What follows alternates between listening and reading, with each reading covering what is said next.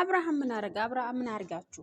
ኦልሬዲ በቃ የተፈጠረ ነገር ተፈጠረ። በቃ ቀድረላሁ ማሻ የተደፋ ውሃ ተመልሶ አይታፈስ። መጀመሪያ አስቀድሞ መጠቀቅ ነበረ ነው አስቀድሞ መጠቀቅ የራስ ፈንታ ነው። ለማንኛውም እንደዚህ የአብርሃም ጓደኞች እንደዚህ ፌንት በልተው እሳት ጎርሰው መጥተው እያስፈራሩ ነበረ። እንትና የኤፍሬም ቤት ደግሞ ሰብሮ ገብተዋል። እልሙህም ዜድ ሾ ጋር ሄዳችሁ ማየት ትችላላችሁ። አብርሃም ደና ነው ተብሏል። አብርሃም ደና ነው ባለበት ቦታ እያለች ነው ዜድ ሾ። ያው ከስልክ ምናምን ከአብርሃም ጓደኞች ጋር ግንኙነት ምናምን ስላላት እሷ ስልክ ደውላ ወይም ደግሞ በቴክስት ደና ነው ብላ መልሰውላታል። ስለዛ አብርሽ እና ሄርሜላ እንሻላ በቅርብ ይመጣሉ ብዬ ተስፋ አደርጋለሁ። ዜድ ሾ ጋር ሄዳችሁ ማዳመጥ ትችላላችሁ ሙሉውን።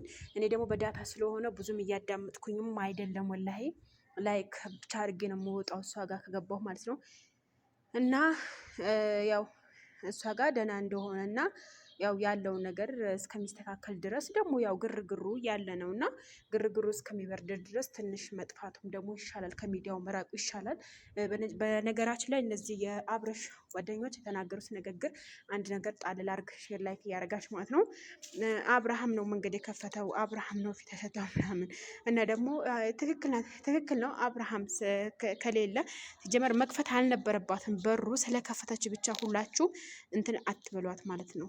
ለማንኛውም ሼር ላይክ ሰብስክራይብ እያደረጋችሁ ተከታተሉ። በሌላ ቪዲዮ እመጣለሁኝ። መልካም ቀን።